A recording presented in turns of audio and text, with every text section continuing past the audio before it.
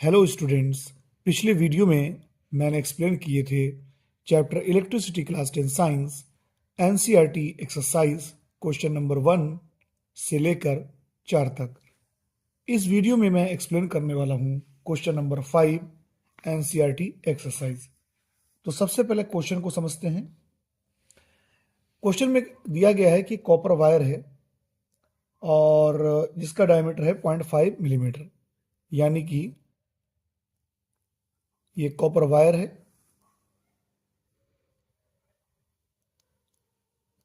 और इसका जो डायमीटर दिया हुआ है वो आपका है 0.5 मिलीमीटर। और इसकी रेजिस्टिविटी जो दी है, रेजिस्टिविटी को हम रो से डिनोट करते हैं, यानी स्मॉल पी की तरह समझ लीजिए। इसको 1.6 मल्टीप्लाई 10⁻⁸ ओम मीटर दिया गया है। रेजिस्टिविटी का जो यूनिट होता है वो ओम मीटर होता है।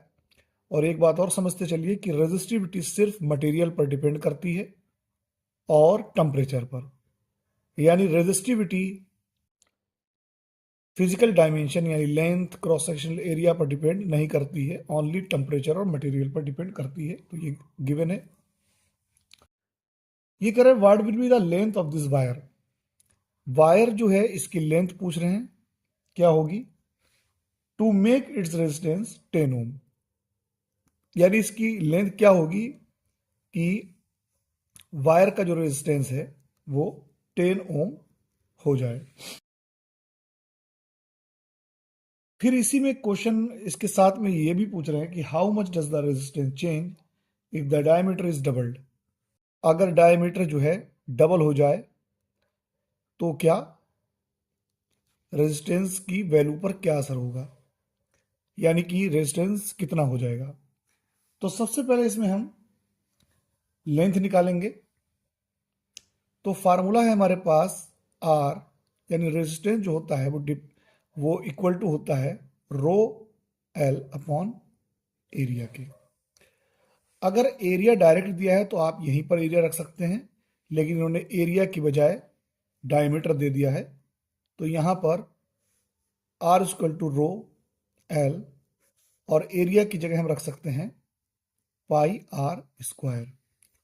लेकिन यहाँ पर इन्होंने रेडियस भी नहीं दिया है, तो रेडियस जो होता है वो डायमीटर का हाफ होता है, तो यहीं से हम बना सकते हैं rho L upon pi R की जगह रख सकते हैं डी अपॉन टू।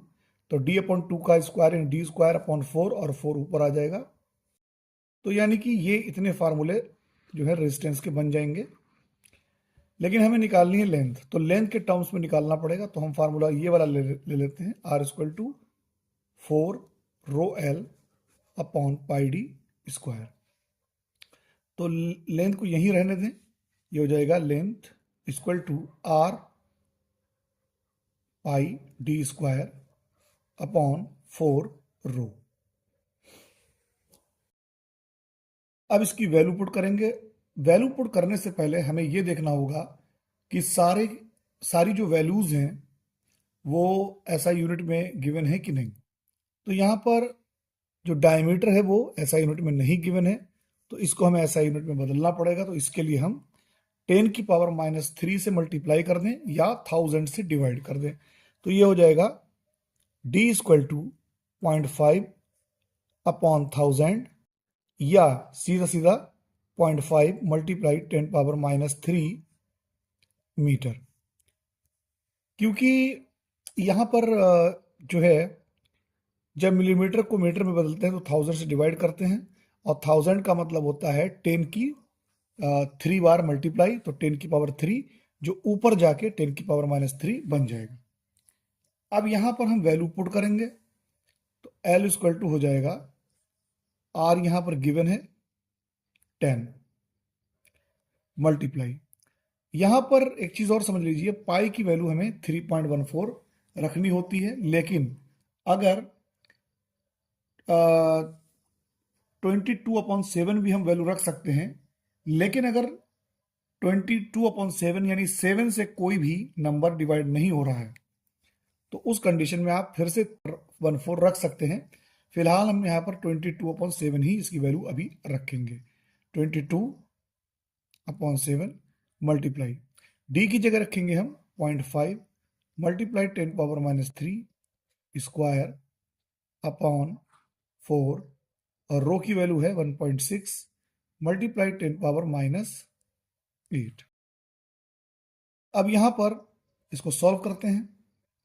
सबसे पहले डेसिमल पॉइंट यहां से हम हटाएंगे तो ऊपर एक 10 आ जाएगा, क्योंकि यहाँ डेसिमल पॉइंट के बाद 1 डिजिट है, तो यहाँ पर एक 10 आ जाएगा। इस 10 से मल्टीप्लाई कर देंगे, ये हो जाएगा 100 मल्टीप्लाई 22/7।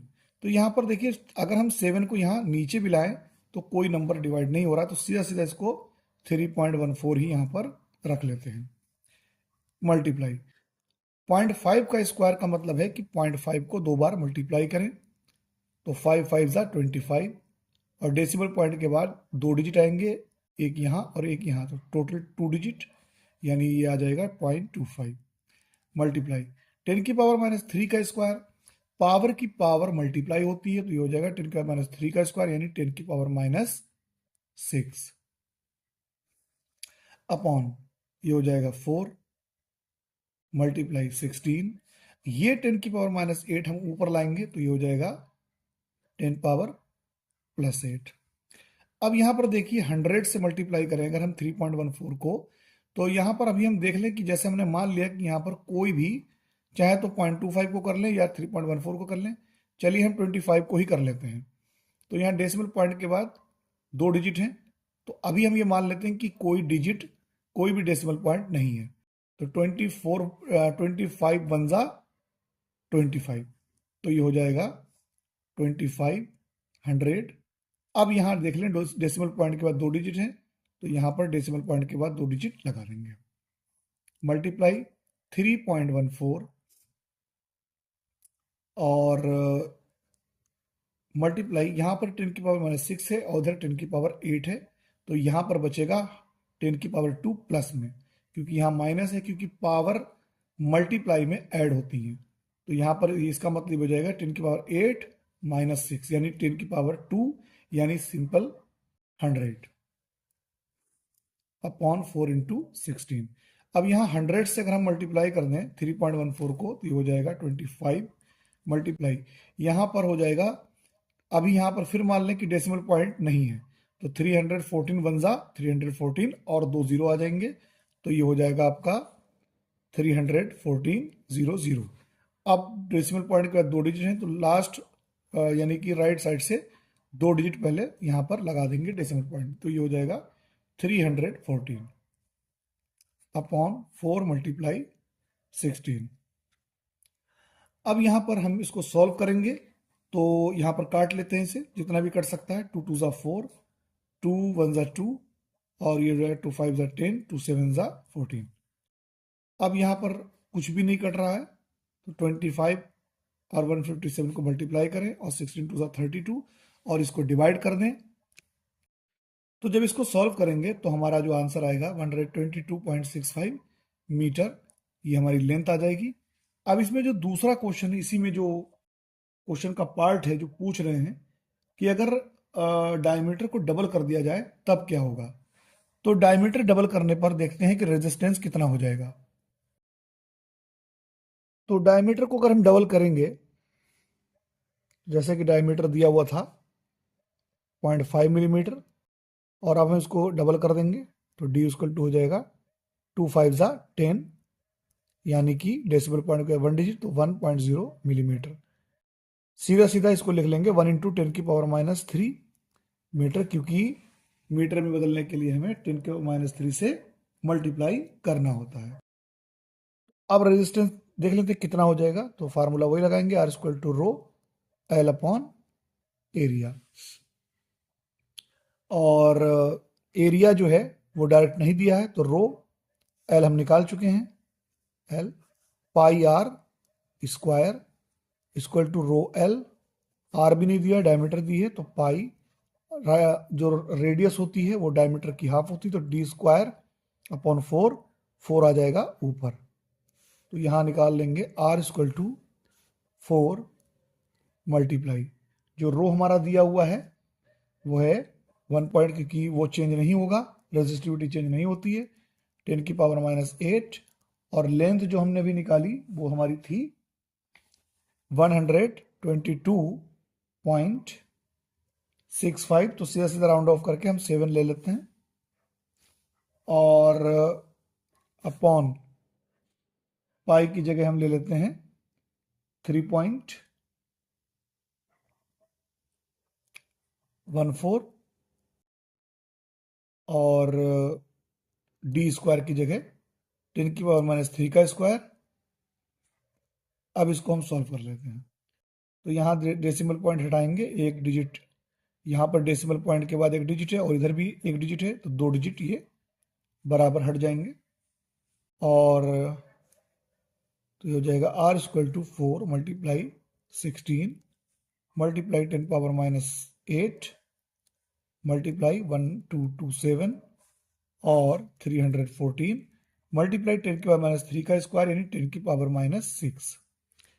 इसको हम सॉल्व कर लेते हैं जितना भी कर सकते हैं।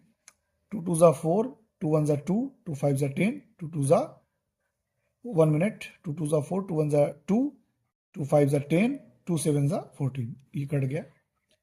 और